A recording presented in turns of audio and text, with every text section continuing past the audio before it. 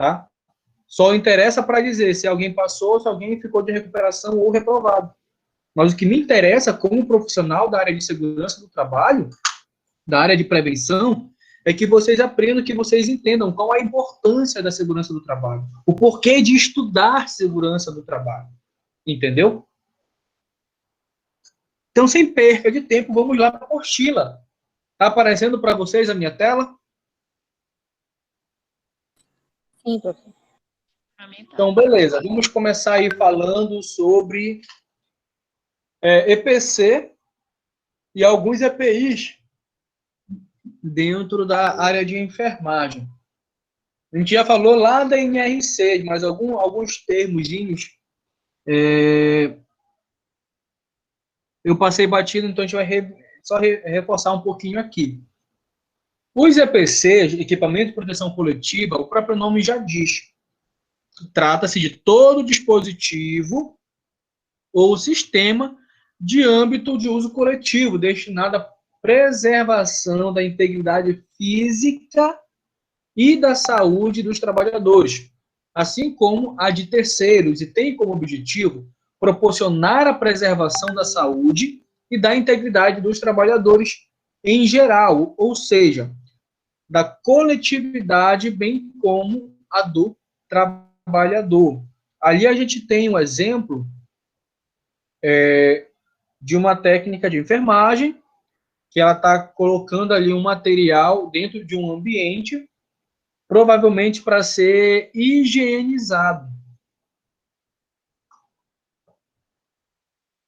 Provavelmente uma máquina que faça aí esterilização de ferramentas manuais. Tá? Então, ali a gente tem ela com jaleco, tem ali uma vidraça, um vidro blindex, tem alguns furos onde ela introduz ali somente a mão para fazer o manuseio do procedimento. E logo atrás dela, a gente tem um chuveiro.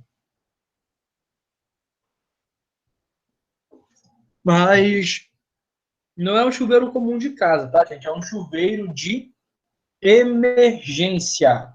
Ou seja, ali ela pode estar manuseando algum tipo de substância química, substância que seja perigosa e nociva para a segurança e para a saúde do trabalhador. E que, se porventura tiver contato com o corpo dessa colaboradora, ela precise lavar com água e lavar com abundância, em água com abundância. Então, aí é colocado, é disponibilizado esse chuveiro de emergência. Tá? A gente tem aqui um exemplo, o extintor de incêndio. Tá? O extintor de incêndio ele traz aí uma grande discussão que ela já foi resolvida, já foi respondida, mas algumas pessoas ainda têm dúvida. Tá?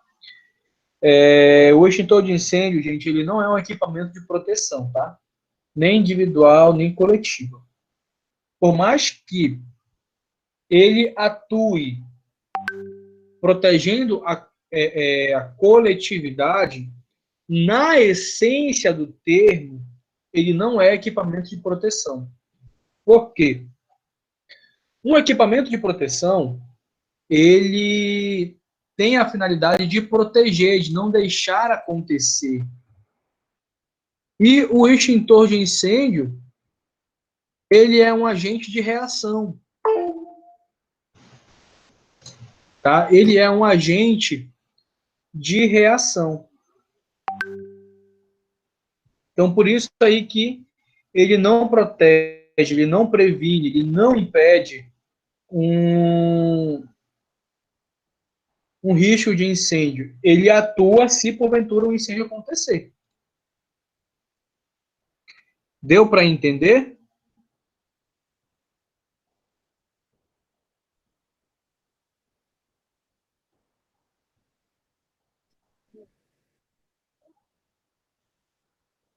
Deixa eu pegar uma imagem aqui melhor.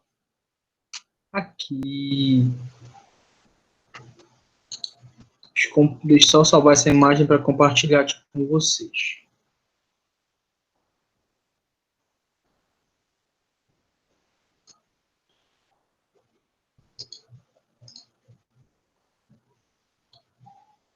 Eu vou, deixa eu ver aqui se tem como alterar.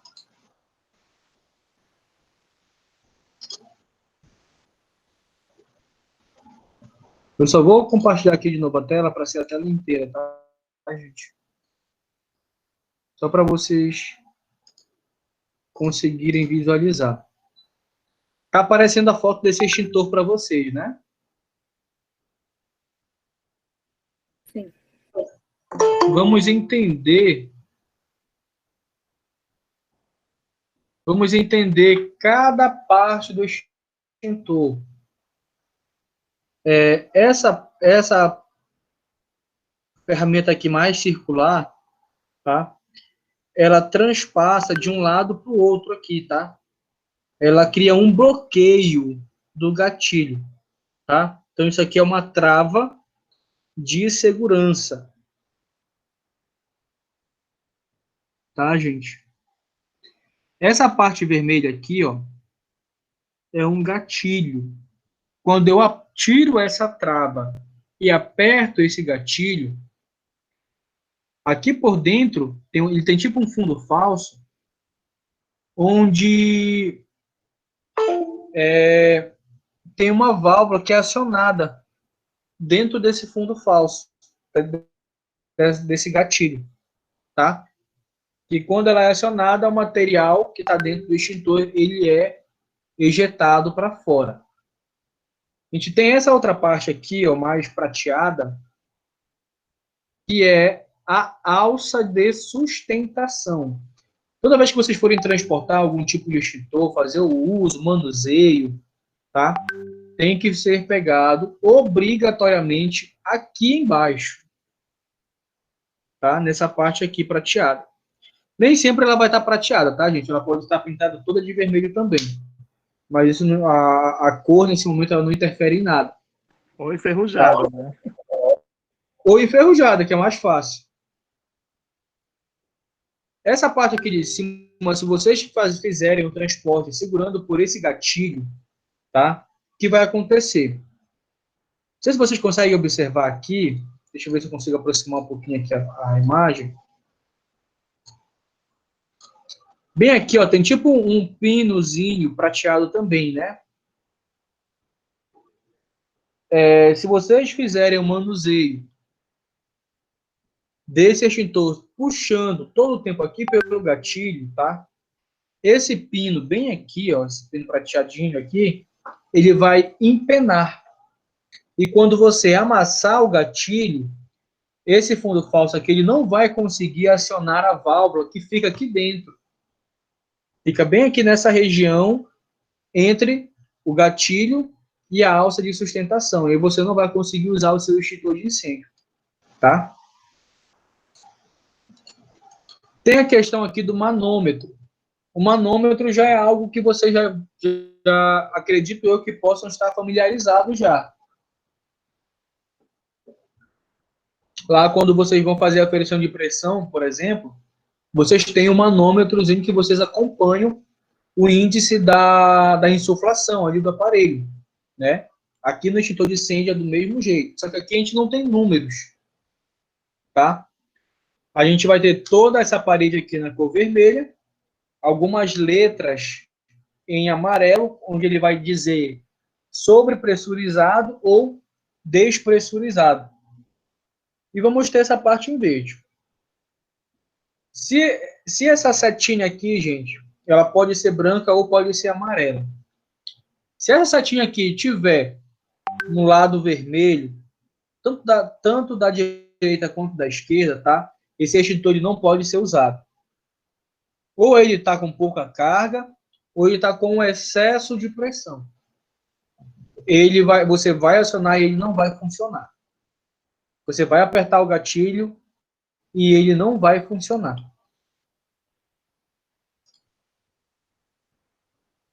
Tá? Deixa eu ver aqui.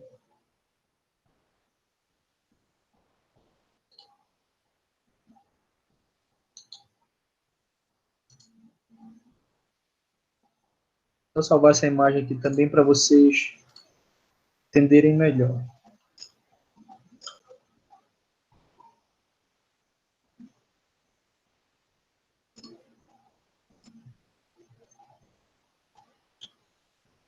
Olha só. Todos os extintores, eles vão ter essa letrinha, ou a letrinha A, ou a letrinha B, ou a letrinha C. Tá? Essas letras, elas simulam as classes de incêndio. Essas classes, elas variam de acordo com o material que está sendo incendiado. Tá bom? Na classe A gente já tem ali escrito, né? Papel, madeira, tecido, plástico, papelão, alguns tipos de acrílico, eles na verdade não pegam fogo, eles derretem. Então, todo esse material aí que queima tanto em superfície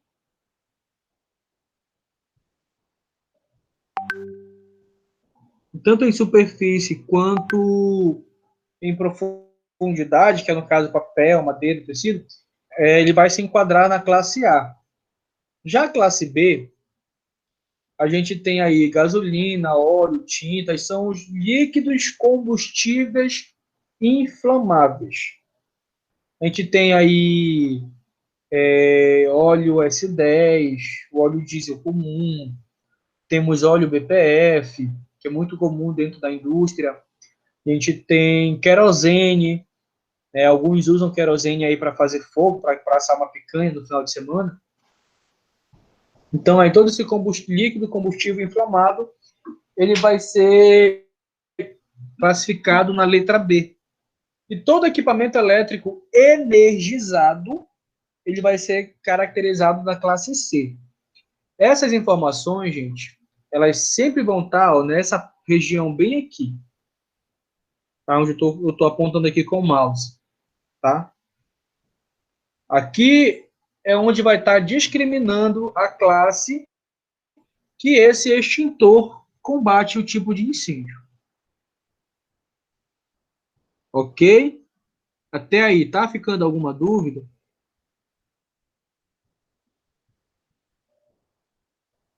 Então, deixa eu prosseguir. Para cada tipo de classe de incêndio, a gente tem um tipo de extintor para usar. Tá? Nós temos extintores só de classe A, temos extintores só de classe B e temos extintores só de classe C. Só que um entendimento que está tendo hoje em dia é que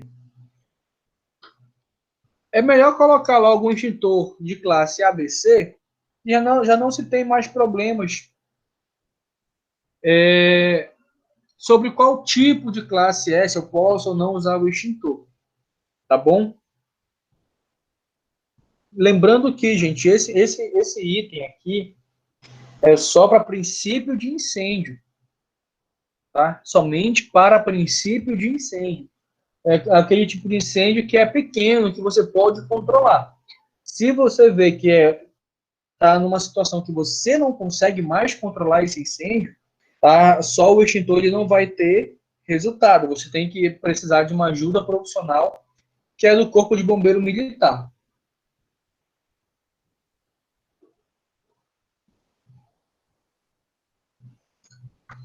Toda vez que eu identificar um incêndio, por exemplo, que eu for usar o extintor para combater esse incêndio, pode ser ver um curto-circuito na fiação elétrica e tem paciente no quarto, tem colchão, tem a própria tubulação de oxigênio, que a gente sabe que o oxigênio em si ele é inflamável. Então, o que eu vou fazer? Né? Eu vou primeiro inspecionar o extintor. Eu vou verificar se a trava está no lugar, principalmente o manômetro.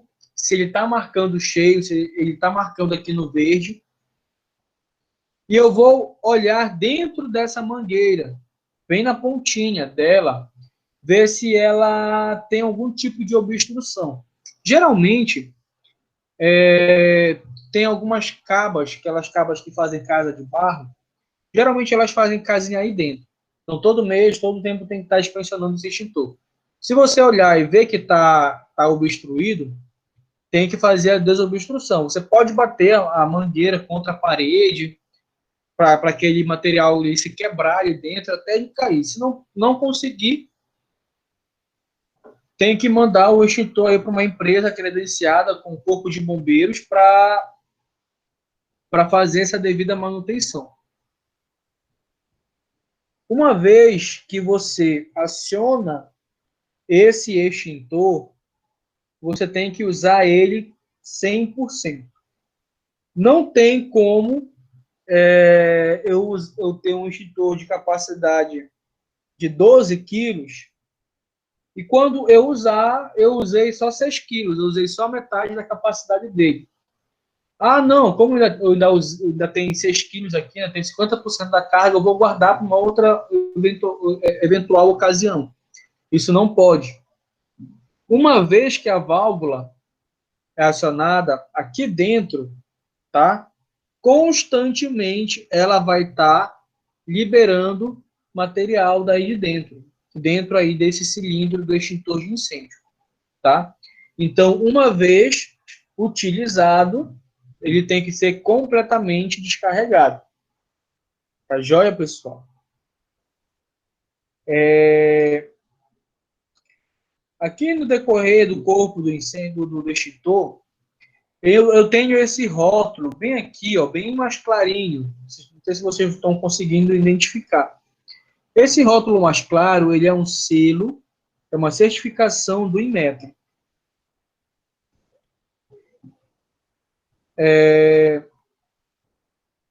Ele é feito automático, tá, gente? Toda vez que vocês mandarem para recarga, alguma coisa assim, esse selo ele é renovado pela empresa que faz essa devida manutenção. Dentro da carga desse extintor, tá, ele tem uma validade. E a validade são de 12 meses, tá? 12 meses. Os únicos extintores que têm uma validade maior são os extintores veiculares da Kilde. Tá? A Kilde é uma marca que ela tem uma licença especial, onde a carga desse extintor pode ser válida até por 5 anos. Ele custa quase o triplo, mas a carga dura 5 anos até. Toda vez que vocês identificarem um incêndio e tiver o extintor disponível, tá? Vocês têm que conhecer a classe que esse incêndio ele pertence e ver se o extintor é compatível com ele, tá bom? Por quê? Senão, eu posso agir de boa fé, eu posso agir com o intuito de ajudar e acaba que eu piorei a situação do incêndio. Como? A gente tem aqui o exemplo da água pressurizada. Imagina aí que... Deixa eu ver. O motor, o hospital que você é vinculado tem um gerador de emergência e ele é a diesel. Só que no momento que faltou energia, nesse hospital, por exemplo, e ele foi acionado, deu um curto-circuito no sistema elétrico do motor e teve um incêndio, por exemplo. Eu não posso usar o extintor de água pressurizada para esse exemplo. Por quê? Lá no triângulo do fogo, na composição do fogo, eu tenho oxigênio. E a água, ela tem oxigênio. Então, O que que isso significa? Que eu estou injetando oxigênio e mais material líquido dentro desse recipiente que tem um óleo, um combustível líquido, né, inflamável. Vocês já viram filme, novela, que está pegando fogo numa casa, ou então num apartamento, num quarto, e é chamado de bombeiros, eles vão para lá e tudo mais, e eles, quando eles abrem a porta desse cômodo, eles não entram de imediato, eles não abrem a porta e entram, eles abrem a porta, vem uma cortina de fogo aqui fora e volta, acaba. Aí depois que eles entram, alguém já viu isso acontecer em filme ou novela? Isso se chama, gente, língua de fogo. O que é isso? No ato que ele abre a porta, eu tenho uma movimentação de moléculas suspensas no ar de oxigênio, tá? Quando essas moléculas elas são movimentadas, elas podem ser inflamáveis. Então, quando eu abro a porta desse ambiente, é a mesma coisa que eu esteja inserindo mais oxigênio. Então, o oxigênio que está sendo movimentado, o fogo vem, consome e acaba. É como se fosse uma língua de fogo que vem aqui fora e volta. Aí eles só podem adentrar o local, eles só podem fazer algum ato depois que essa situação acontece, pela própria segurança deles.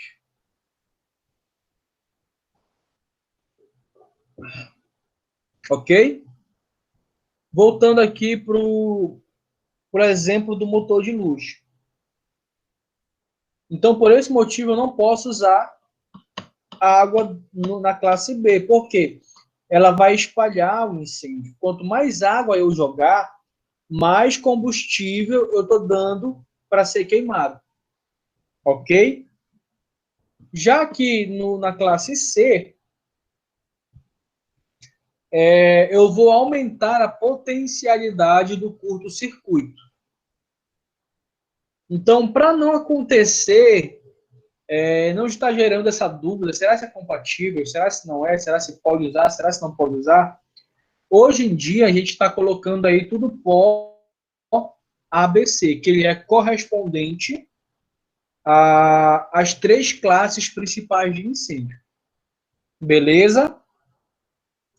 Alguém está ficando com alguma dúvida? Alguém quer perguntar alguma coisa?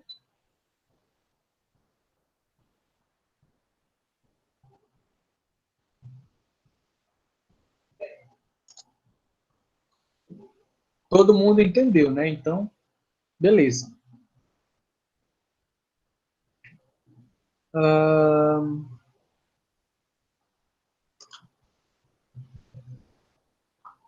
Vocês já ouviram um pai, mãe, avô, um tio mais velho dizer...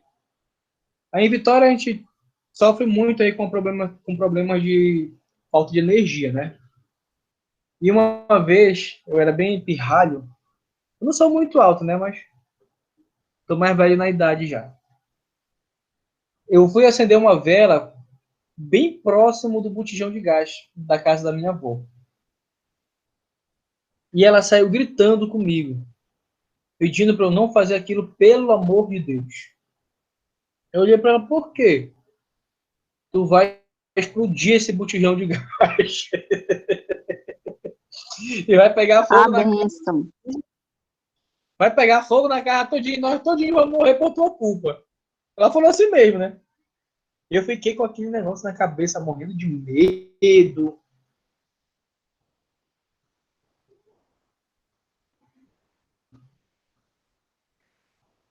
Gente, o pessoal que já mandaram mensagem no PV e eu ainda não respondi, tá? Eu ainda vou visualizar as mensagens, visualizar os trabalhos, tá? Então, por gentileza, eu peço um pouquinho de calma e também paciência, que são mais de 40 alunos. Tá? Então, são mais de 40 trabalhos que eu preciso avaliar. Tá? Então, eu peço aí um pouquinho de paciência de quem já mandou mensagem e eu não respondi. Assim que eu visualizar e analisar o trabalho, eu vou estar dando aí o feedback, tá bom, gente? E a minha avó, eu fiquei com aquela situação na cabeça, né? Poxa, eu ia explodir a casa da minha avó, ia matar todo mundo, etc. Só que depois eu aprendi que o botijão de gás, ele não explode, gente. Nunca que ele vai explodir, tá?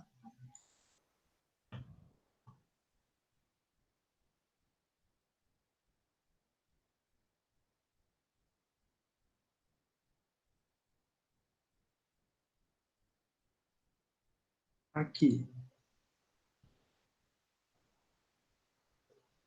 Olhem só, gente. Essa aqui é melhor. Perfeita.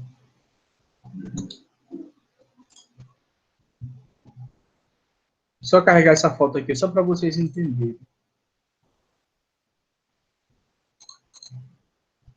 Por favor, crianças, não repitam isso em casa. Vocês têm medo disso aqui, gente? Já aconteceu com alguém alguma vez?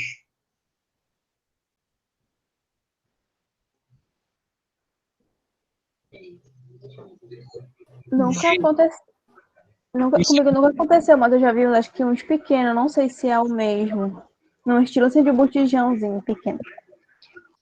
Gente, pensa numa adrenalina, num negócio legal. É tacar fogo no botijão de gás. É muito legal. Só que não façam em casa, tá? Pelo amor de Deus. Tem que ter conhecimento técnico, todo o preparo, saber o que vai acontecer, tá? Bom, acho que a Ednália foi fazer isso agora. Ai, Começa a dar ideia para doido, né? Dá nisso. É por isso mas que eu olha, falo, não dá ideia pra doido, vai explodir. Olha só, gente. Não sei se vocês conseguem observar aí. Bora imaginar que esse botijão ele começou a pegar fogo dentro de casa, dentro da cozinha. Todo mundo corre, sai gritando, né? Fica aquele nervosismo e ele fica pegando fogo lá. Se não tirar ele da cozinha, ele vai incendiar outras coisas, é lógico.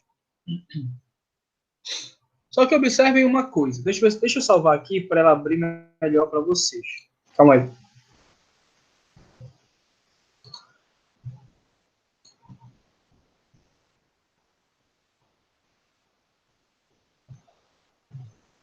Ah, não quer fazer download.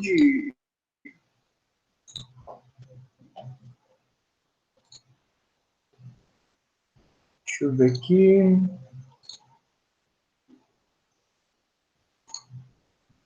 Tá. Olhem só, gente. Observem que aqui a gente tem o botijão de gás, né? Aqui a gente tem aquele registro que tem aquela válvula de fechar e abrir. E aqui, para isso acontecer, a válvula tem que estar aberta, liberando a passagem de gás. Observem que aqui a válvula ela está totalmente coberta pela mão desse homem aqui. E está saindo gás, tá? Desde essa área bem aqui que está o polegar dele, aqui onde está o mouse, tá? É onde a área finaliza a válvula, tá? E olha só, o fogo ele só começa a pegar aqui para cima, gente. Estão conseguindo ver? Que ele tem um espaço, é mais ou menos um espaço aí de 12, 13 centímetros entre a saída do gás e o início da chama da labareda de fogo. Então, o que tem que ser feito nesse caso? Você vai se abaixar o mais próximo do chão possível. Você vai se aproximar do botijão de gás e você tem duas opções. Ou você fecha aquela válvula de segurança, impedindo a passagem do gás, ou simplesmente você coloca o dedo em cima da saída. Alguém tem coragem de fazer isso? Eu tenho. Eu vi um vídeo desse hoje no TikTok, uma moça apagando um botijão desse assim com o dedo. Gente, é muito legal. Professor? É Eu muito... saio correndo. Olha só. Professor? Sim, pode perguntar. Aqui, Vitória, não sei na casa de um amigo meu, mas aqui em casa, uma vez, veio um pessoal que vende gás, na verdade. Sim. Eles colocaram o gás para ele testar para ver se está fugindo gás na válvula, né? Ele botou fogo na boca do botijão. É porque estava tendo fuga. Se não fosse isso, ele não teria descobrido que estava fugindo, no caso, pela mangueira. Também. Mas tem que ver aí a validade da mangueira, a validade da válvula, se a braçadeira está bem apertada. Porque a maioria do pessoal se liga em só fazer o teste de vedação na conexão da válvula com o botijão. E esquecem do restante da mangueira, que é um grande erro. Pois é. No caso, professor, o botijão não explode. Ele nunca vai explodir, gente. Ele nunca vai explodir. E quando acontece, já aconteceu no Laranjal, que sempre ocorre incêndio, né? A primeira hipótese que todos sempre falam é que explodiu um botijão. Então, isso sempre vai ser, digamos, um mito, que ele não explode. Ele não explode, gente. O que vai acontecer é o que está aqui na foto. O gás está sendo liberado, está tendo contato com o oxigênio, ele vai inflamar. Ele vai pegar fogo. Mas, olha aqui essa outra foto. Não sei se ela vai ficar bem bacana para vocês. Não, ela não ficou. Deixa eu ver uma outra aqui. Essa aqui. Olha só. Deixa eu ver se eu vou conseguir salvar ela.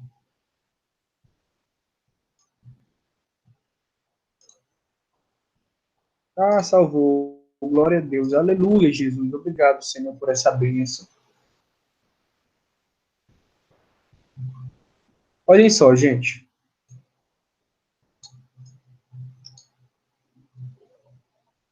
Reparem que, após a saída, a finalização da válvula, existe um espaço para o início da chama.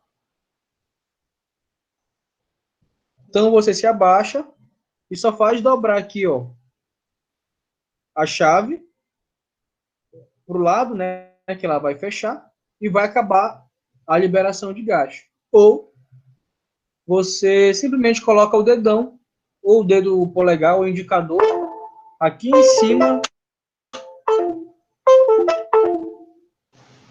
Aqui em cima, tá? Que você vai impedir a passagem de gás e vai acabar o fogo do mesmo jeito. Quando, por exemplo, você tem um incêndio em uma residência ou num local que tem bastante botijão de gás, ele ainda assim ele não vai explodir, tá?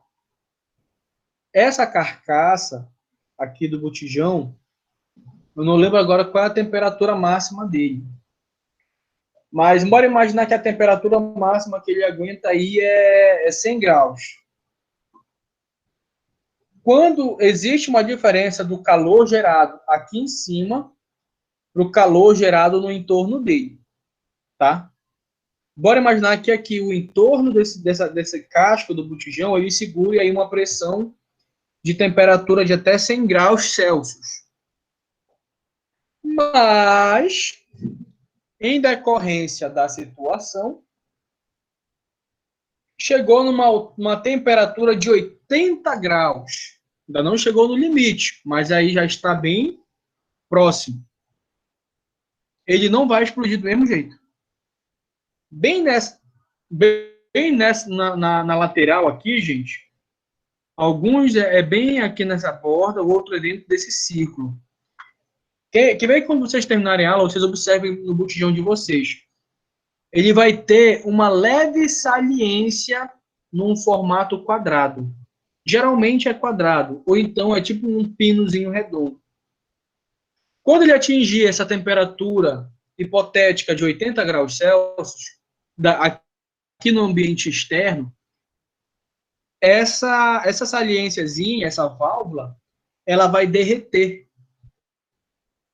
Ela vai derreter e ela vai ter uma outra saída de gás. Ou seja, ela vai liberar gás por outra boca, que é justamente para diminuir a pressão que o botijão está recebendo, que é justamente para ele não explodir. Ou seja, o próprio botijão ele tem um sistema de segurança próprio. Entenderam?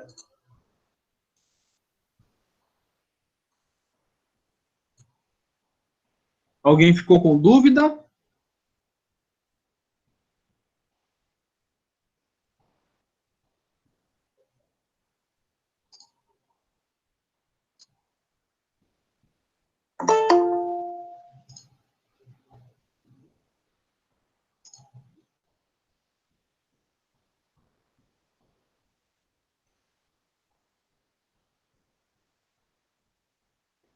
O vizinho do Jones jogou um botijão no rio. Ai, misericórdia, gente. Gente, o segredo mais fácil, melhor, mais... Só uma pergunta aí, rapidinho, Sim. antes de eu concluir. É assim, num caso que eu vi, que eu trabalhava no restaurante, o botijão, ele congelou por inteiro. Por que aconteceu aquilo? Eu não pesquisei também na época. Agora. Ele congelou. Sim, ele congelou, ele resfriou tudinho e parou de sair gás pro fogão, né? E a botija congelou, ela congelou que ficou fumaçando, assim, gelado mesmo. Isso é nitrogênio, é ação de nitrogênio. Esse botijão, a botija, era dessa comum ou era industrial? Dessa aí de 13 quilos. Pode acontecer, gente, tá? Quando essa pressão ela é feita interna, por exemplo, o botijão está pronto para colocar esse material para fora. Mas, por alguma situação, esse próprio sistema está travando, ou então ele não está conseguindo acionar a válvula de segurança, ele pode também ter esse sistema aí de resfriamento automático. Isso vai depender muito da condição externa.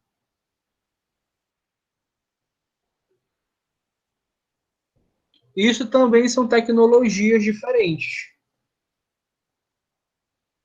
Tá? Mais alguém?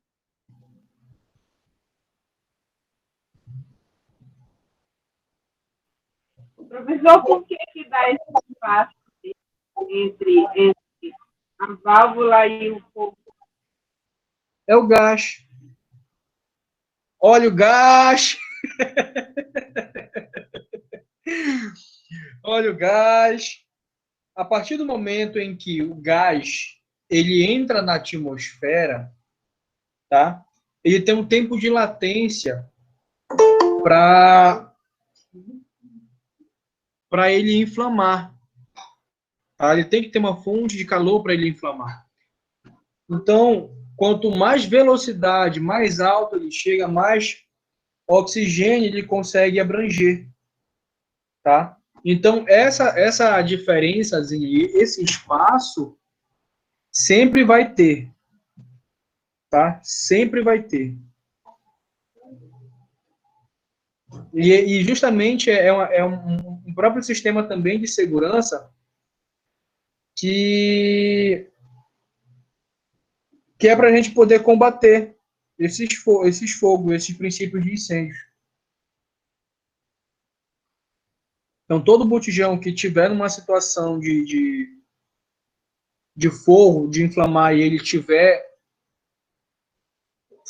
saindo depois da válvula, ele vai abrir essa diferença, que é justamente para permitir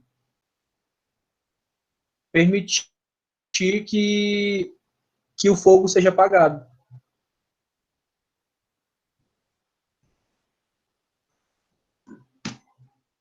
Tá, gente?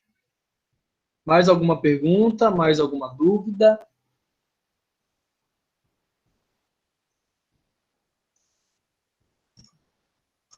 E tem também...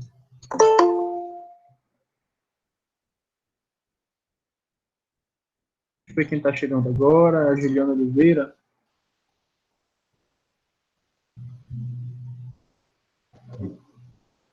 Deixa eu ver aqui. E tem a questão dos hidrantes também, tá, gente? Opa!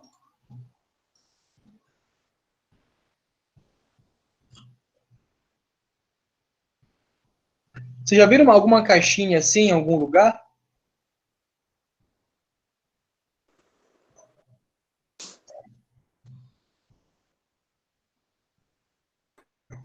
Eu vi só na Cadan.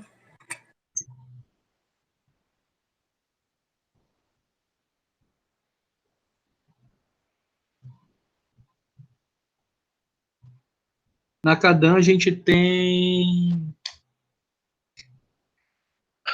Deixa eu ver... 30 caixas de hidrante. Mais ou menos parecidas com essas aqui.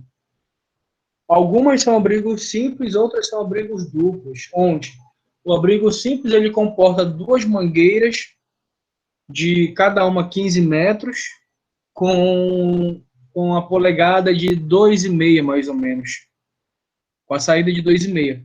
E os hidrantes duplos eles possuem 4 lances de mangueiras, também da mesma configuração. Se eu não estou enganado, a gente tem mais ou menos 500 metros de mangueira para trabalhar dentro de toda a fábrica da Cadan.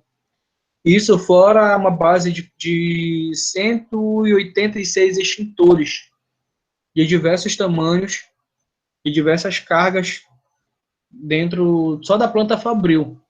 Contando junto com o material da mina, dá quase em torno de 300 extintores ao total, que eu tenho que inspecionar todo mês.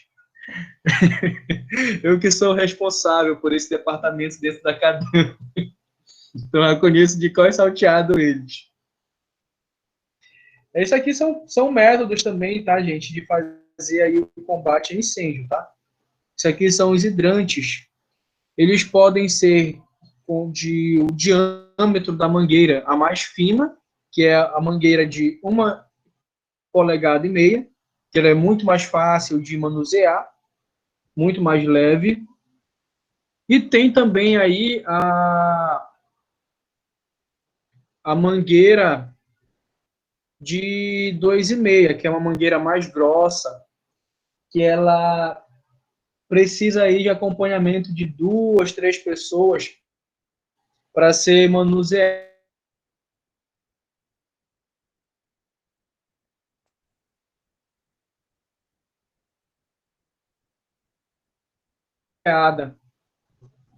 Então, isso aqui é um universo assim, muito, muito, muito legal, viu, gente? A gente tem aqui cadê? Os agulheiros, olha. Aqui, melhor. Aqui, ó, isso aqui é um agulheiro. Ele define melhor o tipo de jato que está sendo lançado.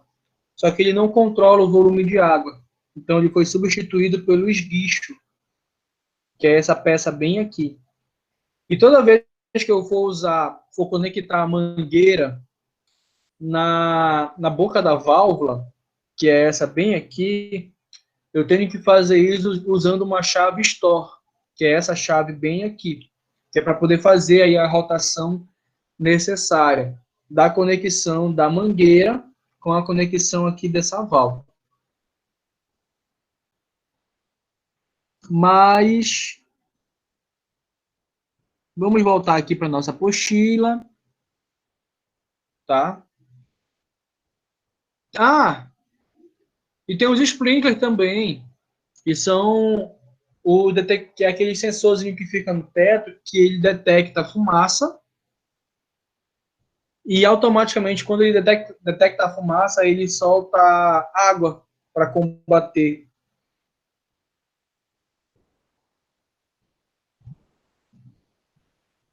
Acho que a maioria de vocês já viu isso em filme. Às vezes, quando o cara tá em apuros, por exemplo, e quer chamar atenção de alguma coisa, ele faz uma fumacinha bem próxima do sensor e sai espirrando água para todo lado, ele corre da polícia, foge, faz o que ele quer fazer lá. E é muito legal. Para nossa realidade aqui da nossa localidade, eu particularmente eu nunca vi nenhum ambiente hospitalar que tem esse sensor de detector de fumaça com o sistema Sprinkler. Mas um dia a gente vai chegar lá.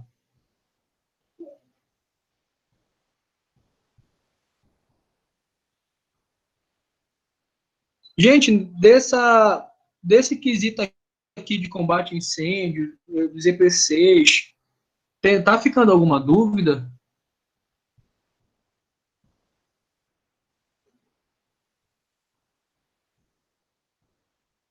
Não.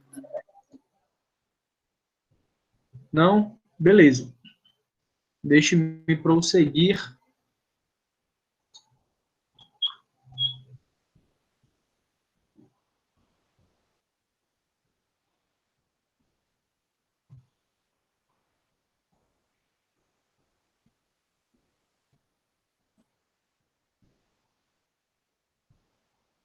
Agora, bora aqui para a página 26, item 14. Segurança do trabalho de enfermagem. O trabalho é considerado mediador nas relações que se estabelecem entre homens e natureza e deve ser realizado em condições de segurança e principalmente em condições de dignidade. Dignidade ética, dignidade profissional, dignidade humana, tá? Tem muitos locais aí que as pessoas querem humilhar o profissional da enfermagem, querem tripudiar em cima dele, desrespeitar, gritar, agredir, né? Isso já temos alguns relatos aí de confusões, de agressões, tanto verbais, agressões físicas, inclusive.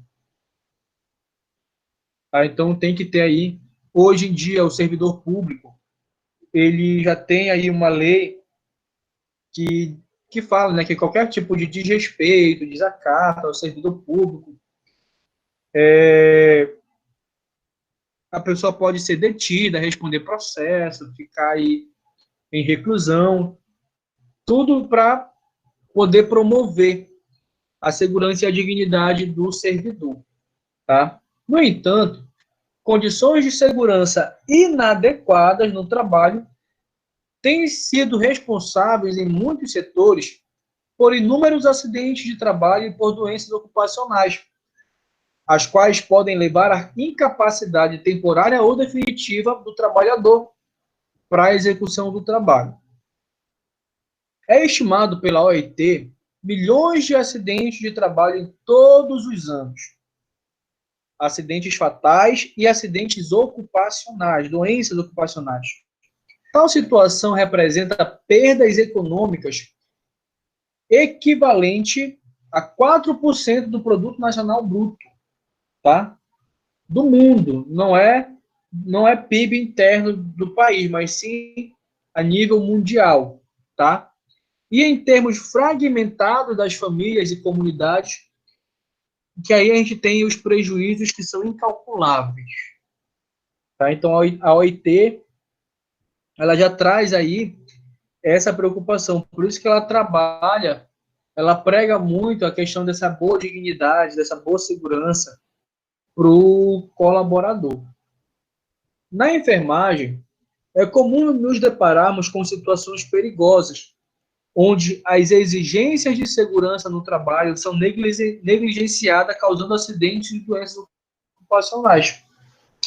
As características do ambiente hospitalar, maior campo de atuação do profissional da enfermagem, e as peculiaridades das atividades executadas têm sido responsáveis por inúmeros acidentes, embora muitas vezes não notificados. Por quê? Muitos acidentes não são notificados. Essa notificação, ela significa a contextualização, a evidenciação do acidente.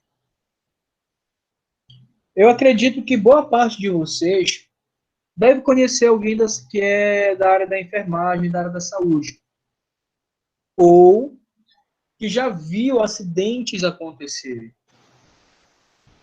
E muitos desses acidentes, ou a maioria deles, 80%, 90%, eles são abafados. Eles não são investigados. E quando a gente não investiga um acidente, pode ser o mínimo que seja, gente. O mínimo que seja. A causa raiz do acidente vai continuar lá. E ela vai acontecer de novo com outras pessoas. Aí a gente começa a falar sobre a pirâmide de Frank. Deixa eu ver se eu acho aqui lá para vocês.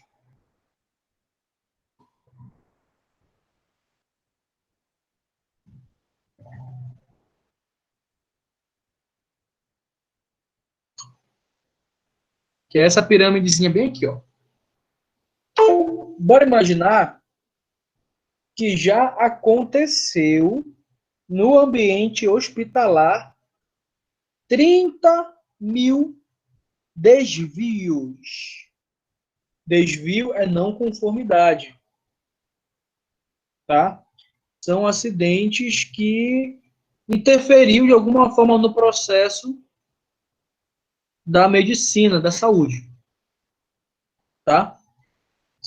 É uma simples topada, uma falta de energia, uma falta de um material, uma falta de um remédio, de uma luva, de um instrumento específico. Tá bom? E dessas 30 mil ocorrências, 3 mil foram classificadas como incidentes, ou seja, é o quase acidente. Eu quase escorreguei, eu quase me bati, eu quase me furei, eu quase me cortei. O tempo todo é o quase. Desses 3 mil, a gente pode ter a possibilidade de ter 300 acidentes propriamente ditos. Mas é aquele acidente leve, é aquele acidente que não precisa se afastar do ambiente de trabalho. Só que desses 300, a gente tem 30 acidentes onde 30 colaboradores precisaram se afastar por algum período para tratamento médico decorrente a um acidente de trabalho. E desses 30, teve uma fatalidade. Uma pessoa morreu por negligência. Olha o quão pesado isso é, gente. Aqui, olha. A pirâmide, ela sempre tem a base e vai afunilando.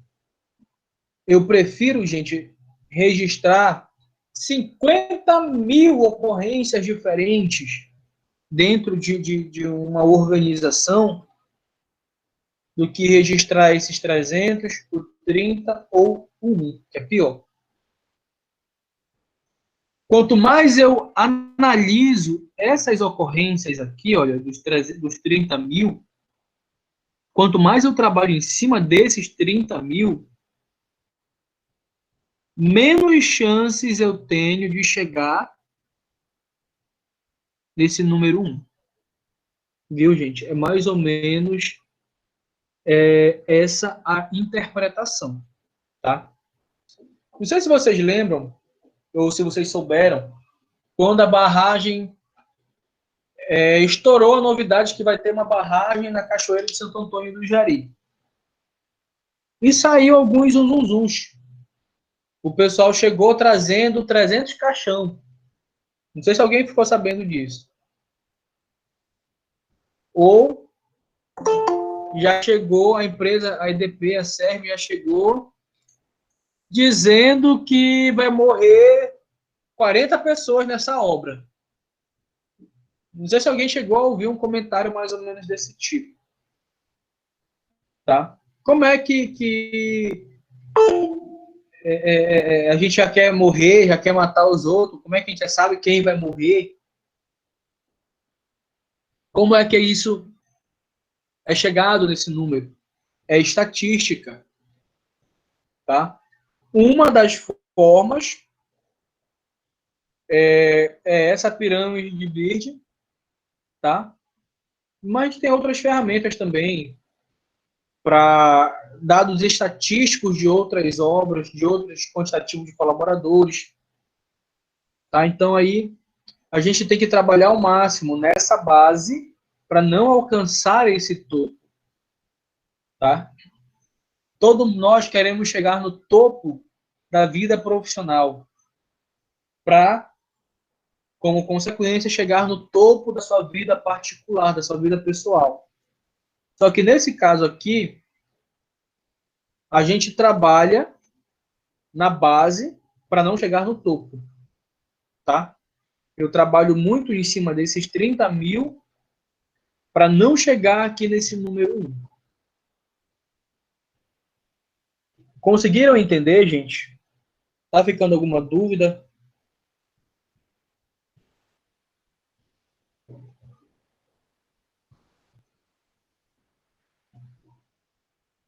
Então, deixa eu prosseguir.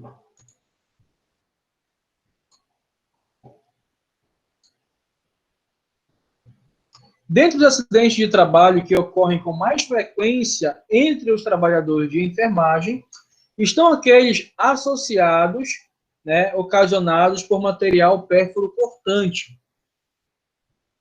Agulhas, lâminas de bisturis, vidrarias e similares. Temos vidrarias, temos mica, né? A ocorrência desse tipo de acidente torna-se extremamente preocupante quando envolve material infectado, já que podem implicar na transmissão de doenças crônicas e letais, como a hepatite, a síndrome da imunodeficiência adquirida, que no caso é a AIDS, malária, herpes, entre outras doenças a mais, tá? Eu acredito hoje que o maior medo mesmo num acidente com um pérfuro cortante é ser contaminado pela AIDS ou então pela Covid.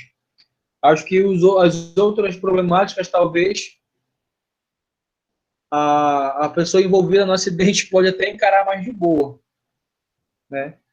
Acho que a Covid, todo mundo tem medo porque ela está sendo mais letal nessa onda que está tendo agora.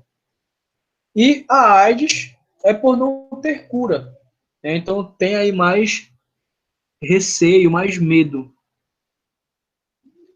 A subnotificação dos acidentes de trabalho ocorre, na maioria das vezes, devido à falta de esclarecimento dos profissionais em relação à importância do registro do acidente para a garantia de seus direitos, olha só, bem como de sua utilização como estratégia para a reivindicação de melhores condições de segurança. Por quê? Quando a gente não registra uma ocorrência, é como se ela nunca aconteceu. Então, se ela não é registrada, ela não é investigada, ela não é analisada, ela não é identificado a causa raiz da ocorrência. Ou seja, essa ocorrência aconteceu hoje com um colaborador A. Amanhã, ela pode acontecer do mesmo jeito, ou talvez até pior, com o colaborador B, com o colaborador C, D, com E. Por quê? Ela não foi registrada, ela não foi tratada, ela não foi identificada a causa raiz da ocorrência. Tá, gente? Então, é muito importante que toda ocorrência seja relatada, seja investigada, e vocês notifiquem Para vocês pode ser até parecer besteira muitas das vezes, mas é essencial fazer essa notificação, tá? Porque aí, através disso, a gente vai conseguir achar o erro e trabalhar em cima do erro. Quando a gente identifica o erro, a gente sabe como fazer o certo. Ou a gente sabe qual ponto precisa melhorar. E com isso, a gente pratica a prevenção dentro do ambiente laboral. Ok? E serve também para fazer reivindicação e por condições melhores também, pela condição digna, como o texto trouxe lá em cima. Assim, fica o alerta aos profissionais de enfermagem acerca da importância da adoção de práticas educativas referente à manipulação e descarte de materiais perfuro-cortantes, cobertura vacinal dos profissionais referente à hepatite B e a necessidade da notificação dos acidentes, tá? Isso é uma necessidade, viu, gente? Acredita-se que a adoção de medidas educativas e preventivas efetivas pelas instituições empregadoras, agregada a políticas públicas que priorizem a ação de promoção da saúde do colaborador e prevenção das doenças, possam minimizar a ocorrência de acidentes entre os trabalhadores da enfermagem. Hoje, a gente tem aí um déficit muito grande de colaboradores que estão afastados dentro da área da enfermagem, gente, e é muito grande esse déficit. Lógico que a maioria deles são decorrentes de complicações do Covid, sequelas do Covid. Mas alguns não conseguem mais ter tato, perderam sensibilidade, adquiriram tendinite, adquiriram bursite, começaram a criar problemas com artrite, artrose, falta de cálcio nos ossos, uma série de problemáticas aí. Por quê? Quem contrata não promove a saúde de quem está cuidando da saúde de outras pessoas. Ok?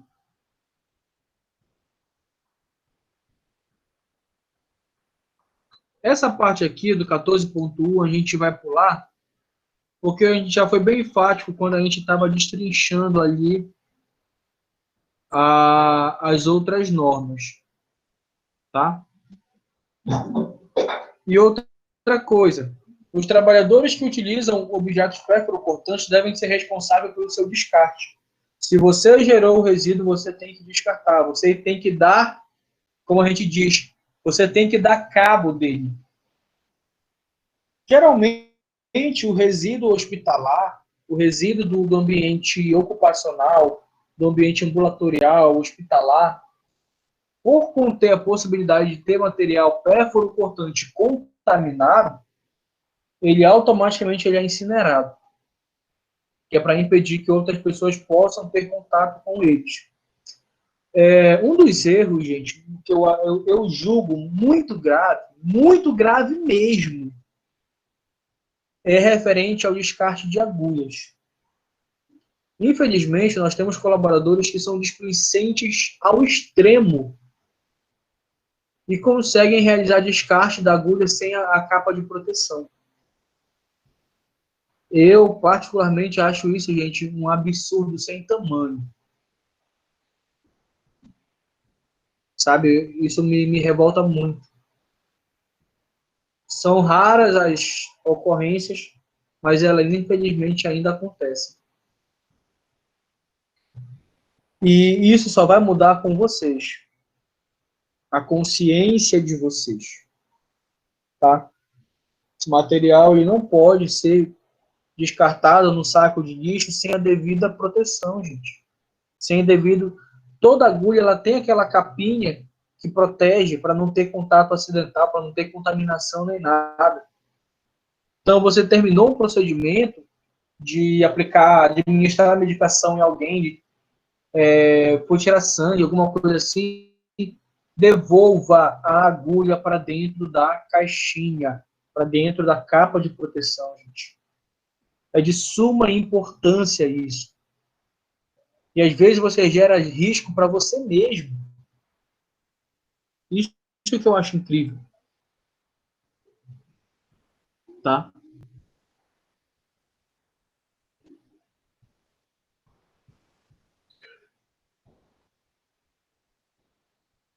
Alguma dúvida, alguma pergunta até o momento?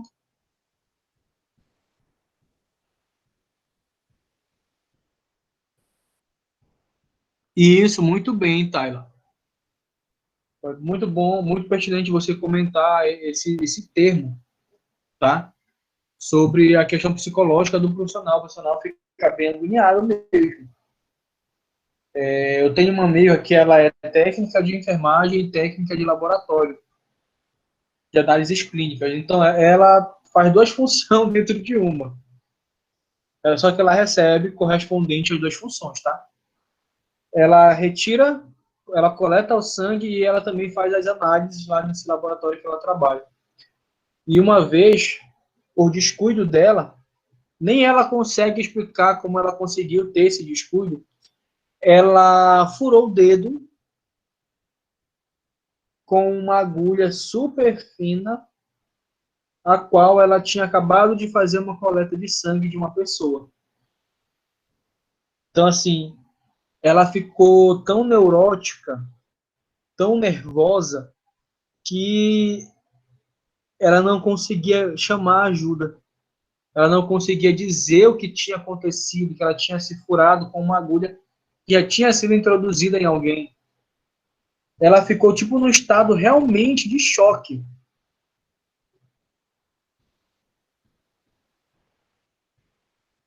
Gente, que horas é aí no relógio de vocês?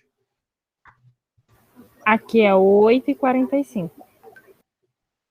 Ah, beleza. A gente vai passar só um pouquinho de 9 horas, tá, gente? Só para a gente poder finalizar o assunto hoje, para dar suporte para vocês fazerem o trabalho e entregarem na sexta. E assim, ela ficou completamente estática, ela não conseguia ter reação de nada, ela ficou muito nervosa, ela ficou paralisada em torno assim de umas 2 horas de tempo, sem ter reação, sem conseguir gritar, sem nada. A única coisa que ela conseguia fazer era apertar o dedo onde ela teve a perfuração acidental. Só isso. Aí o paciente saiu, começou a passar um período de horas e não deram mais. Ela não deu mais sinal de vida, como a gente costuma comentar, né? Fulano não deu mais sinal de vida, então tá quieto, tá acontecendo alguma coisa. E aí e o pessoal lá do local de trabalho desconfiou. E isso, né? Ou seja, ela teve um desespero, ela entrou em desespero, ela estava em estado de choque ali. E eles foram atrás dela e ela estava ali segurando o dedo dela estava ficando negro, gente. De tanto aperto que ela estava fazendo ali. E chorando, soluçando, sabe? Ela literalmente desesperada, ela não conseguia falar. Aí, como eles viram a agulha, a capinha ali caída no chão, ela segurando o dedo, e o dedo já ali roxeando já, né? E o desespero dela, eles deduziram que ela tinha se furado de forma acidental, já pegaram, tiraram sangue, fizeram uma coleta de sangue dela no mesmo ato, perguntaram qual era a agulha de qual paciente, qual era o código dele, para fazer análise já diretamente do sangue dele, do paciente, né, que ela fez a coleta, que se ele não tivesse nada, ela estaria tranquila. Sei que ela ficou ali com um trauma psicológico daquilo. Ela teve que fazer várias sessões no psicólogo. Assim, foi um processo muito complicado mesmo. Tá? Então, esse cuidado aí com esses produtos perfluorocortantes, gente, é muito importante.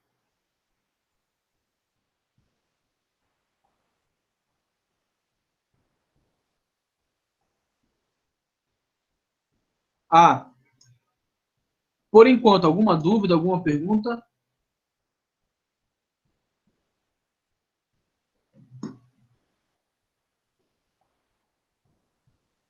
não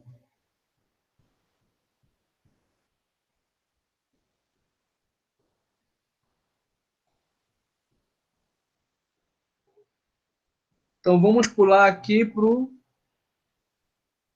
a classificação dos agentes biológicos. Deixa eu ver aqui.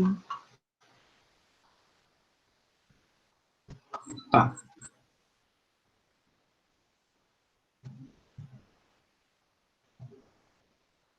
Primeiro, gente, os ambientes eles têm que atender algumas legislações, alguns parâmetros mínimos, tá?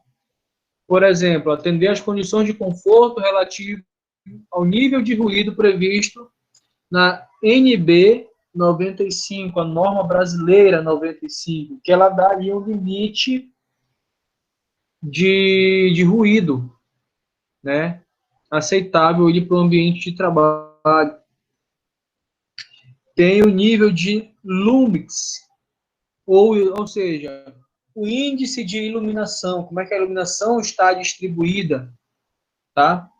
Tem aí a RDC 50/02 da Anvisa, que ela fala sobre a climatização dentro do ambiente hospitalar, tá?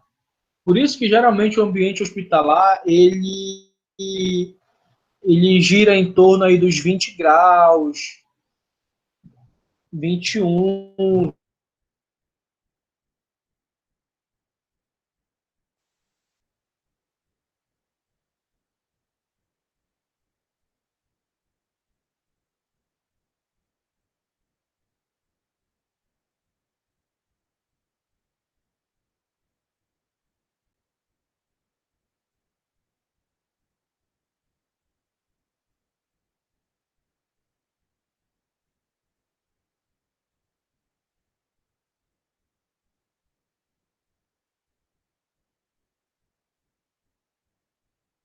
A conexão caiu aqui. O meu computador também travou.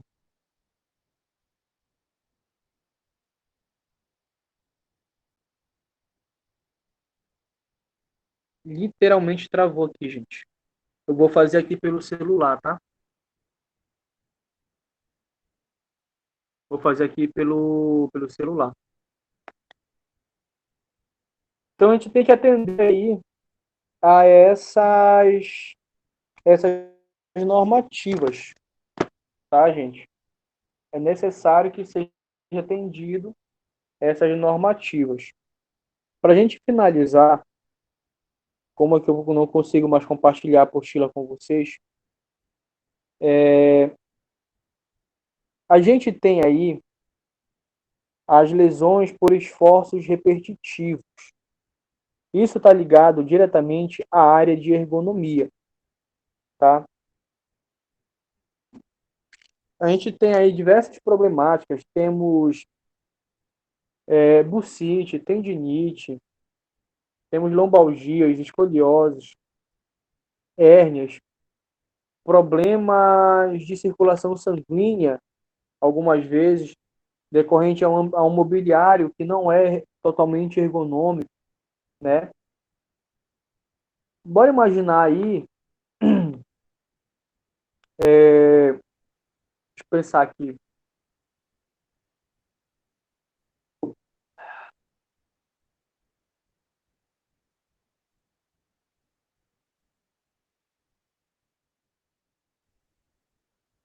bora imaginar que você é um técnico de enfermagem, mas você é responsável por introduzir os dados dos outros enfermeiros, dos outros técnicos, dos outros médicos, em um sistema, em uma plataforma interna do hospital. Por quê? Não pode ser um auxiliar administrativo, um ajudante ou um outro profissional? Porque tem situações ali que são internas, são restritas da área médica. E você é da área médica.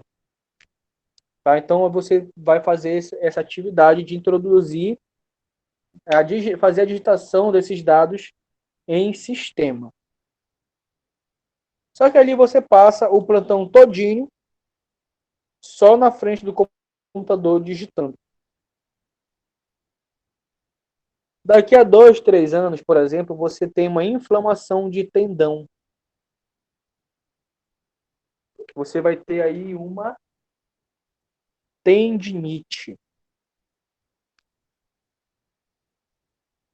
Essa tendinite, essa inflamação, ela é causada decorrente a esforço repetitivo, ou seja, o ato de digitar as informações dentro aí da plataforma. E com o passar dos anos, você adquiriu aí essa doença, né? Esse problema. Pode ser aí falta de perda da sensibilidade, pode ser a própria tendinite, pode ser a deformação em um dos dedos, no punho, pode ser uma de diversas situações. Mas a gente só vai considerar uma LER quando essa inflamação, tá? Essa inflamação, ela não é relacionada a nenhum tipo de músculo do nosso corpo, mas que tem ligação direta com o trabalho. Que é o exemplo dessa pessoa que fica muito tempo no computador. Não sei se você já foi em algum mercado alguma vez e a moça, a atendente lá do caixa, o operador do caixa, ele está usando munhequeira. Ele está usando ali uma munhequeira. É tipo uma luva que pega o antebraço e parte da mão. Por quê? Ele já está ali sentindo dores, já está tendo indícios que ele vai desenvolver uma lesão por esforço repetitivo. É isso que significa alerta, tá? Então, o trabalho de vocês em cima da LER é trazer, na sexta-feira, exemplos, tá, de LER dentro do ambiente da saúde. Não especificamente só do técnico de enfermagem, tá? Pode pesquisar aí LER em médicos, em enfermeiros, aí pode ser em outros tipos de profissionais, desde que eles trabalhem no âmbito da saúde, tá, gente? Isso se tratando da LER, tá bom? E nós temos as doenças osteomusculares relacionadas ao trabalho. Por exemplo, lembram do caso do pedreiro que a gente comentou uma vez? Sobre a posição inadequada, o movimento incorreto, né? Esse pedreiro, ele adquiriu uma escoliose. Ele adquiriu uma hérnia de disco, por exemplo. Nesse caso, como tem a ligação direta com a atividade que ele executa, tá? Essa doença a gente vai classificar como DORT, porque ali ela está pressionando alguns músculos, nervo ciático, né? Então, ela tem mais ligação. A diferença mais básica da LER para a DORT, tá? É que a LER, ela se limita, ela pode se limitar a uma região do nosso corpo, tá? Uma região pequena. E ela não envolve músculo. Já a DORT, ela vai envolver músculo, tá? Ela vai envolver músculo e ela pode envolver outros sistemas do nosso corpo, tá? Em alguns casos, a LER, ela também vai ser considerada uma DORT. Tá? Então, quando vocês forem fazer a pesquisa, talvez vocês possam se confundir, tá bom? Toda LER, ela automaticamente também é uma DORT. Mas nem toda DORT é uma LER. Tem essa diferenciação. Tá bom? É por isso que eu estou pedindo para vocês trazerem os exemplos de LER e exemplos de DORT para a gente discutir isso na sexta-feira. Beleza, galerinha? Alguém quer perguntar alguma coisa? Está com dúvida?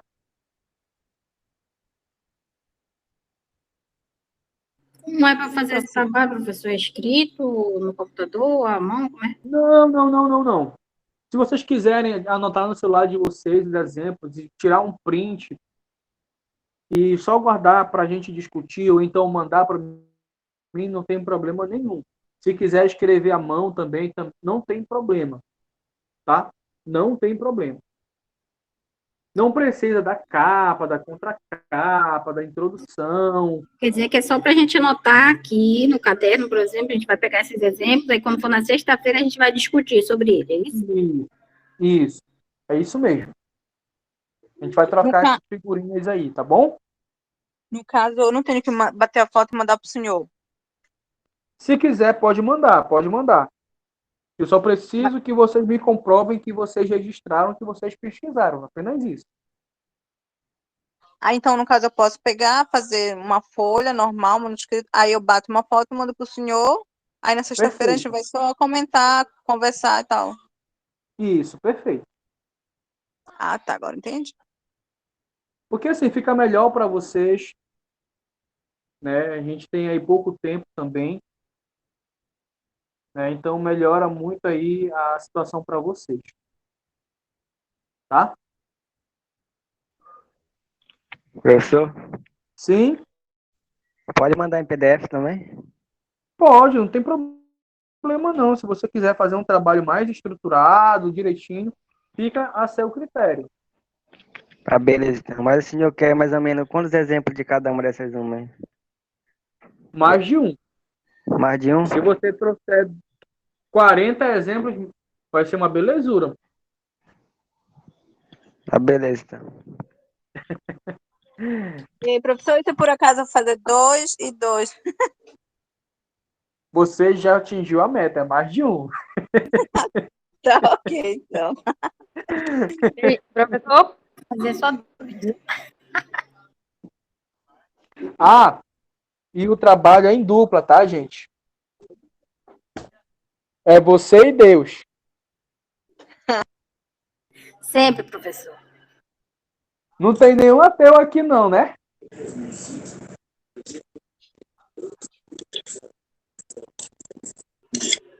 Tem algum ateu aqui? Se Deus quiser que não. Não. Tem um ator lá. O ator é o Maia. Ainda bem que não tem nenhum ateu, senão ele ia fazer o trabalho sozinho. Gente, como o computador deu um bugzão aqui, não travou, não foi nem para frente nem para trás. Poxa, meu filho, eu tô tentando escutar aqui. E assim, eu tô finalizando aqui a aula no celular.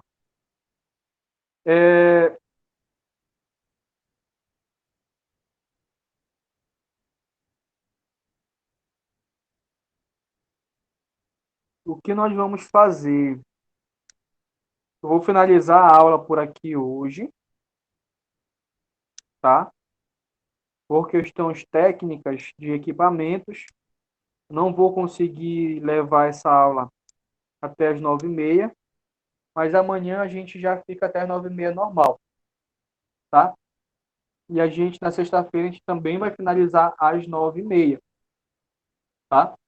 A minha programação aqui na sexta a gente iria fechar às 9h, mas devido a esse problema técnico aqui, a gente vai fechar às 9h30 da noite. com toda essa discussão desses dois temas, LER e DORT, tá? E acredito eu que na sexta-feira eu consiga já ter corrigido o trabalho de todo mundo também, tá? Se eu ainda não visualizei a mensagem, se ainda não visualizei a conversa, tá? Fiquem tranquilos, que eu estou avaliando um por um de acordo com a chamada, tá? E se eu sentir também a falta de algum trabalho aqui, eu vou procurar saber por que ainda não enviou. Professor, Sim? a nota desse trabalho, o senhor vai lançar depois que a gente fizer os outros também, tudo no final, né? O senhor vai só fazer a somatória geral, né? Isso. Ah, tá. Entendi. Porque tem alguns critérios aqui que eu avalio todos vocês, tá? Não é porque a gente tá todo online que não tem avaliação individual de cada um, não.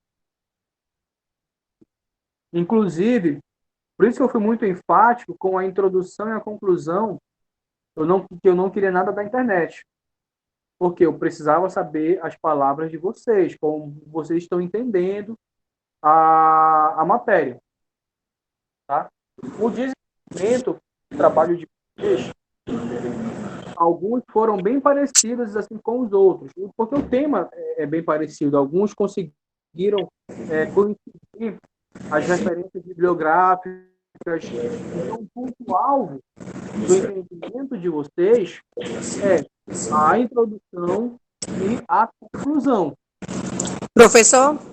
Sim? Porque, na verdade, é longe de mim estar reclamando, né? Vou expressar a minha opinião. A minha opinião. A sua aula, eu vejo que o senhor é uma pessoa bem dedicada, o senhor não falta. Ao contrário, né? A gente até está levando as aulas até mais tarde. Mas, assim, naquele dia que eu comentei em relação à importância do trabalho, foi justamente porque eu acredito que o senhor pode ter percebido lá nos trabalhos dos colegas, de todos nós, né, que foi recebido, que às vezes no decorrer da aula, a gente não pega muito o conteúdo da matéria, às vezes a gente não pega muito, né? Eu vou falar por mim, professor, tá? Certo. Às vezes a gente não pega, mas quando a gente vai ler uma apostila, quando a gente se concentra ali para fazer um trabalho, a gente vai a fundo, a gente começa a entender realmente o que aquilo quer dizer, qual é a diferença de um para o outro, né? E esse assunto aí, ele foi muito parecido. Se a pessoa não se atentar muito, a gente fica até na dúvida, porque ele é muito parecido, né? Uma situação com a outra, tanto no trabalho ocupacional, né? A doença ocupacional como a doença do trabalho. E aí eu achei muito interessante a questão do trabalho, porque deu para a gente pegar isso aí. E às vezes aqui na aula a gente está atento, mas não tem a gente não aprofunda tanto como quando a gente vai fazer uma pesquisa para um trabalho, para uma prova. Você está entendendo o meu raciocínio? Sim, sim. E o intuito é esse. Tudo que a gente fala, comenta aqui na aula, vocês conseguem absorver 30% mais ou menos. Então, o intuito de passar o trabalho é instigar vocês a pesquisarem, é instigar vocês a aguçarem o conhecimento. Porque algumas pessoas, elas têm dificuldade, às vezes, em aprender só ouvindo. Outras têm dificuldade de aprender apenas lendo. E outras têm uma facilidade de aprender quando elas procuram também. Então, cada um tem a sua metodologia.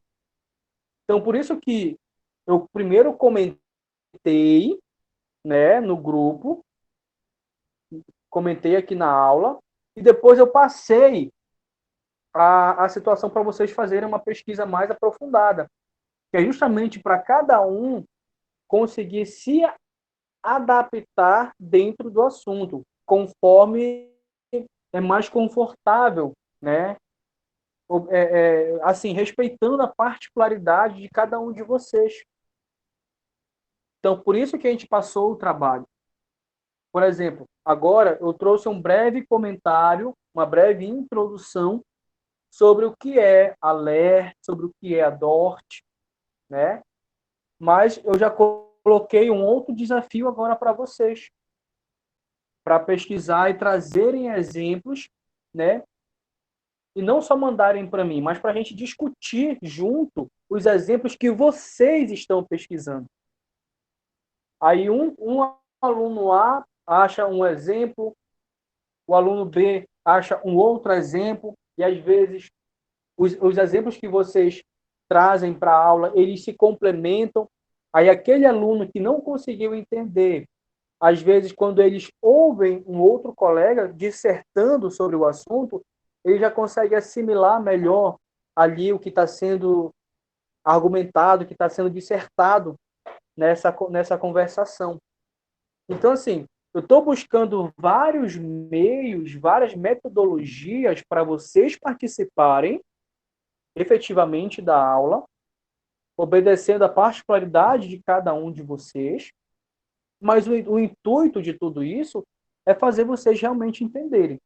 Que foi o que a gente fez agora com o trabalho sobre as doenças.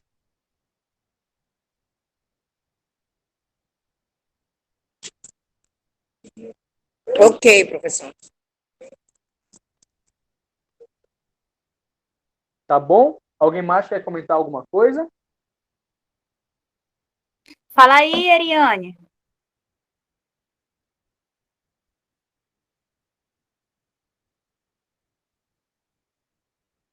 O Maia só disse presente.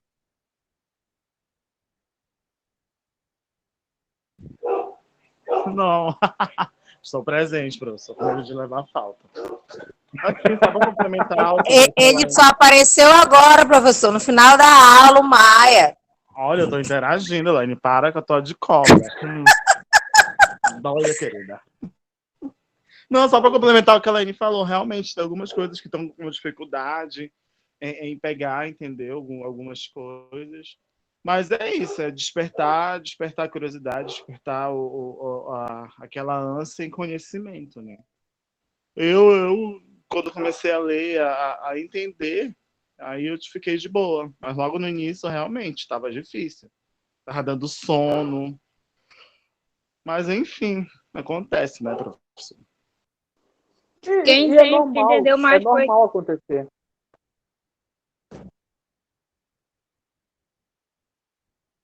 Prossiga, Juliana. Ai, que vergonha. Quem entendeu mesmo, assim, foi quem as pessoas que se aprofundaram mesmo na pesquisa para saber a diferenciação das doenças, para achar lá, para fazer o trabalho, assim foi. Eu, no meu caso, eu consegui diferenciar, assim, pesquisando, indo a fundo, porque só assistindo aqui, ouvindo, não entrava nada.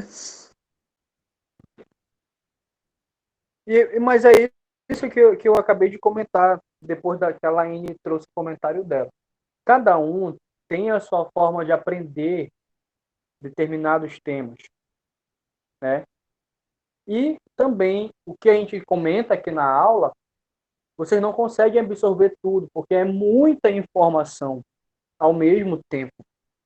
Então, por isso que eu sempre volto, eu pergunto, né? Tá ficando dúvida? Tá entendendo? Quer perguntar alguma coisa? Né? Porque eu realmente me preocupo, gente. Tem muitas pessoas hoje que estão fingindo que estão dando aula. Tem muitas pessoas que estão fingindo que estão aprendendo. E isso me preocupa muito. Por quê? Se lá na frente vocês fizerem errado, né? Se vocês errarem alguma coisa que seja concernente à minha área, eu falhei como professor de vocês. Eu falhei. Eu não soube explicar da forma que você conseguiu entender. Eu não consegui manusear a minha aula para você conseguir entender. Então, eu me preocupo muito realmente com isso, gente. Muito mesmo. Por isso que eu falei sobre a questão da nota. A nota de vocês não vai me interessar. O que eu preciso realmente é colocar minha cabeça no travesseiro, dormir tranquilamente, porque vocês entenderam. Eu sei que vocês não vão absorver tudo que eu falei, mas os pontos chaves, os pontos mais importantes, né? Se vocês conseguiram pegar 30% do que a gente comentou aqui, perfeito. perfeito, maravilha. Professor, até porque, professor, a gente nunca vai aprender totalmente nas aulas, a gente vai aprender no Exatamente. ambiente de trabalho. Isso eu lhe digo porque quando eu entrei para a área da saúde, eu não gostava mesmo, eu fui lá por conveniência e salário também. Mas aí quando eu entrei, porque o senhor sabe que paga bem. Mas aí quando eu fui me aprofundando, que eu fui começando a estudar, saber a atenção básica, as leis que regulamentam toda aquela situação, foi aí que eu fui me aprofundar, entendeu? Porque lá realmente eu aprendi tudo que realmente nas aulas teóricas eu nunca aprendi, entendeu? Ver capacitação, ver um monte de coisa eu nunca aprendi. Então, assim, tudo vai de acordo com o teu conhecimento e tua vontade de aprender. Eu realmente, se fosse para me entrar lá na área da saúde, eu não tinha nem entrado, mas depois despertou uma curiosidade e é isso que eu quero para minha vida, porque rodei pela saúde, rodei pela educação, assistência social e parei na saúde, e é lá que eu me encontrei. Então, assim, é muito sistemático essas coisas. A gente aprende aqui, mas não consegue absorver ali, mas aí a gente vai aprendendo com o passar do tempo. E assim, às vezes aquilo que você ouviu em aula, mas você não conseguiu entender muitas das vezes, quando você vai para a prática, você consegue entender. Aí você lembra que você estudou aquilo. E quando você vê acontecer na prática, é que você consegue adquirir totalmente o conhecimento. Aí você vai tirar, às vezes, aquela dúvida, vai conseguir entender como acontece todo aquele protocolo. E isso é normal em todas as áreas. Em todas as áreas.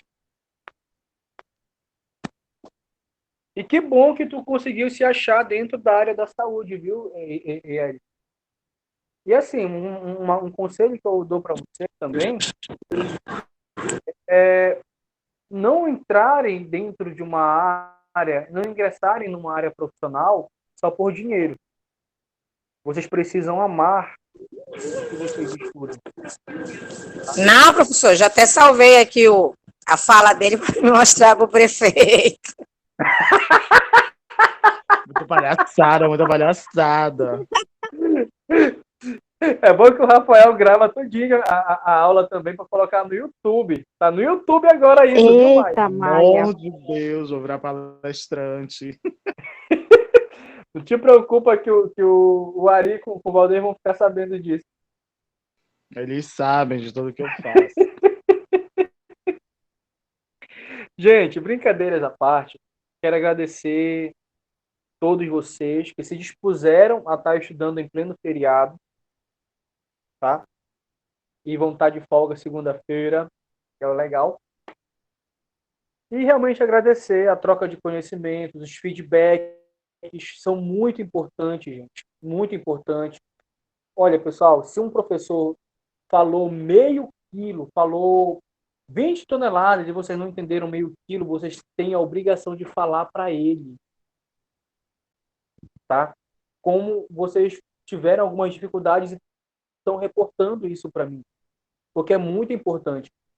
Quando o profissional ele se coloca a ensinar algo, ele tem que saber passar a informação. Porque tem gente que sabe para si. Tem gente que é excelente profissional, mas não consegue passar o conhecimento. E passar conhecimento, ensinar, ser professor é uma arte que poucos dominam. Poucos dominam essa arte. Tá? Então, se vocês, porventura, pegarem pela frente aí um outro professor que está falando e não está entrando nada na cabeça de vocês, falem para ele. Professor, a forma como você está dissertando a matéria, ninguém está conseguindo compreender. Tem como mudar a didática da aula, né? Tem como melhorar esse ponto aqui. Por quê? Se vocês não derem esse feedback também para o profissional, ele vai errar com outras pessoas, ele pode até, por erros de interpretação, ensinar errado para alguém, ou alguém aprender errado, e chega na hora, pode até matar uma vida porque aprendeu errado, ou então não aprendeu da devida forma aqui dentro do curso. Então, esse feedback, ele é super importante, gente. Ele é muito importante. Eu falo para vocês, quando vocês falam, professor, eu realmente não entendi essa parte. Opa, eu tenho que melhorar. Isso me instiga a cada vez mais melhorar a forma como eu trago os termos, a terminologia das palavras, a minha oralidade, o meu posicionamento como professor, entendeu? Tem muita gente que só quer saber de chegar aqui, ler uma apostila, ler. E, gente, é isso aí que está na apostila, viu? Vocês entenderam? Tem professor que é assim. E eu não quero ser um professor desse jeito. Eu quero que vocês aprendam. E se eu não estiver ensinando à altura, eu quero que vocês falem também. Eu preciso que vocês falem. Porque o feedback profissional, ele é essencial na vida de qualquer tipo de profissional. Tá?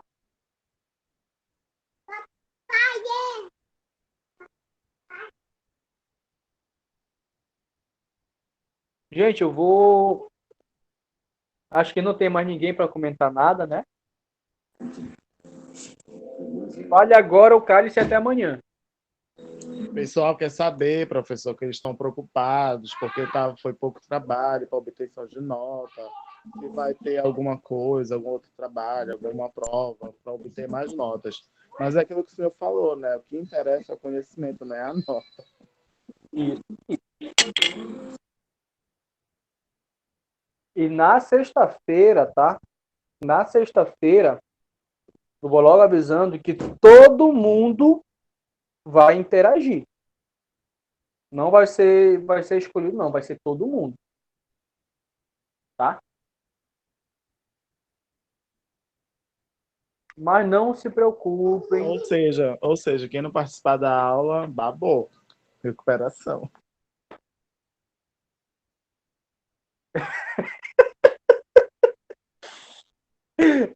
Eu falo nos códigos que o Maia traduz.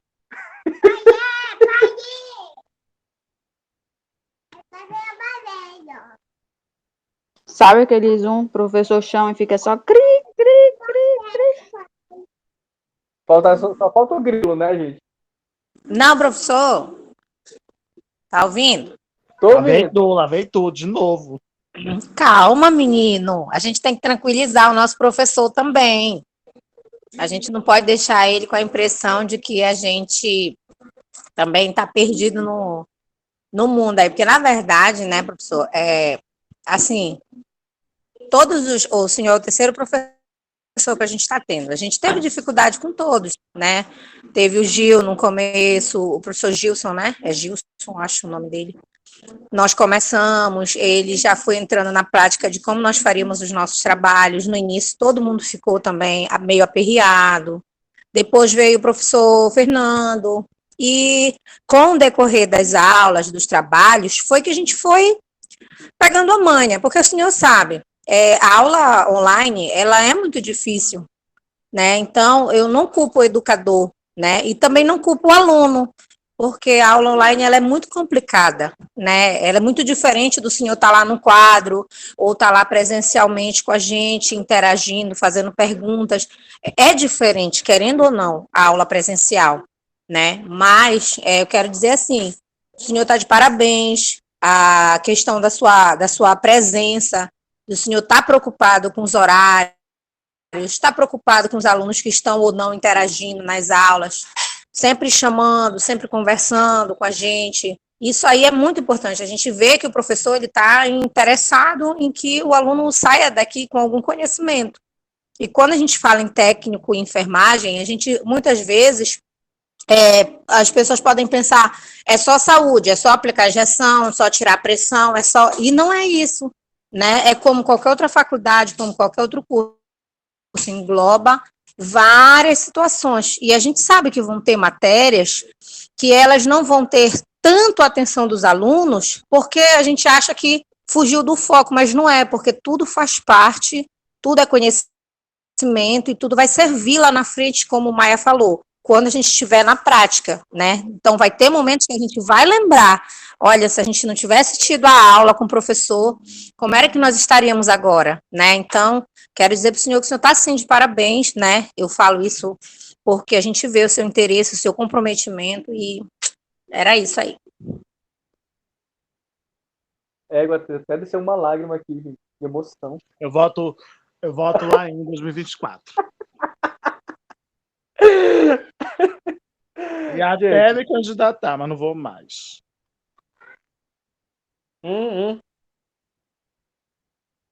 Gente, olha, eu agradeço muito, muito mesmo assim o feedback, porque eu realmente me preocupo com a qualidade do ensino. Tem gente que faz de qualquer jeito. Eu não gosto disso.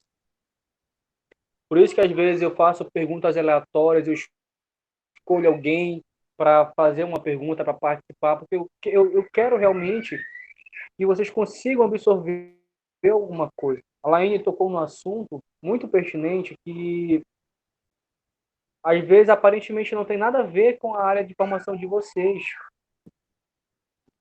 né? Mas se dentro da grade curricular do curso existe esse módulo, é porque tem uma finalidade. Tem uma finalidade de você aprender aquilo. Lógico que vocês não vão absorver tudo, gente. Não vão absorver tudo. Mas, quando vocês chegarem lá na prática, no estágio de vocês, algumas situações, vocês vão lembrar, né, de algo que nós abordamos aqui na aula prática. Desculpa, na aula teórica. Tá? E, assim, eu falo isso para vocês levarem esse feedback com todos os professores de vocês. Porque eu falo, no meu curso técnico, eu tive um professor que a gente literalmente pediu a cabeça dele dentro da sala de aula. Nós pedimos a cabeça dele na sala de aula. Nós chegamos todo mundo mais cedo, nós nos organizamos, chegamos mais cedo na escola, primeiro que ele. Quando ele chegou para dar aula, nós trancamos a porta. A gente não deixou ele entrar na sala de aula. Só deixou ele entrar na sala de aula depois que o diretor chegou na escola. Foi que a gente foi resolver a parada, como diz o caboclo. Teve um outro professor, por exemplo, que o cara ele estava fazendo doutorado lá na matéria dele. O cara era um gigante em conhecimento. Só que ele sabia para ele. Ele era o tipo de professor que ele sabia para ele. Ele não conseguia repassar o conhecimento que ele tinha. Então, é uma preocupação que eu tenho com os meus alunos. Se realmente estão aprendendo, se realmente estão entendendo, né?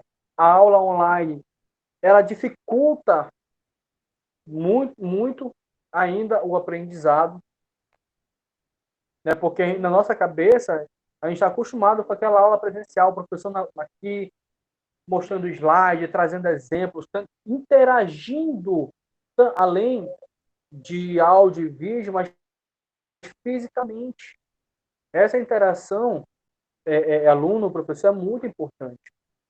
Eu tenho hoje alunos que são colegas de profissão. Eu tenho alunos que já vieram me dar aula de determinados assuntos que eu não dominava. E a educação, ela é uma via de mão dupla. Tá, gente? Aprendam isso. A educação, ela é uma via de mão dupla. Alguém está lhe dando um conhecimento, só que de um lado da rua. Só que do outro lado da rua, você tem que compartilhar esse conhecimento com alguém. O conhecimento, quando ele não é compartilhado, ele vira ignorância, ele vira arrogância. Que vocês não sejam assim. E a partir do momento que eu estou formando um outro profissional da minha mesma área, ele vai ser meu concorrente lá na frente. A área da saúde tem muito disso. Os próprios profissionais concorrem entre si. Isso eu acho um absurdo, uma vergonha. E eu aprendi o seguinte: não concorra comigo. Não porque eu sou melhor ou muito mais superior do que vocês, né, numa área X. Mas não concorra comigo é porque eu estou torcendo pelo teu sucesso. Eu estou torcendo para te crescer na vida. E eu já fiz muito isso por vários amigos meus. Indiquei para contratação em algumas empresas, indiquei para entrevistas de emprego, indiquei para entrevistas de emprego na empresa que eu trabalhei. O cara poderia vir com o meu bandeco, comer a minha vaga. Mas se eu sei o profissional que eu sou, eu não tenho que ter medo do próximo. Eu não tenho que ter medo do outro profissional.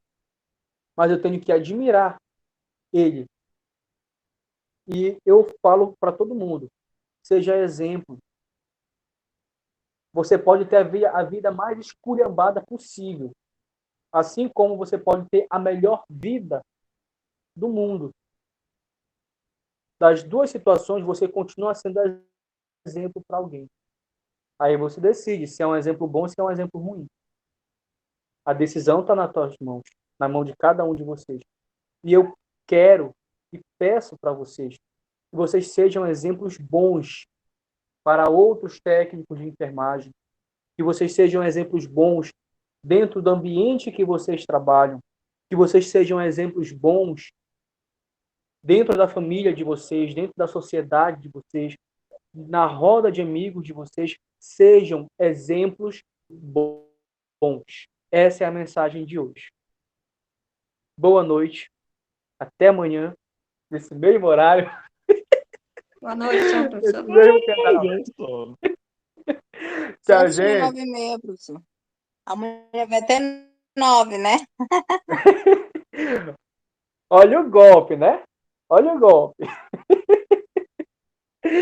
Tchau, gente. Boa noite, boa noite, boa noite, boa noite. Obrigadão. Tchau, professor. Boa noite. Tchau.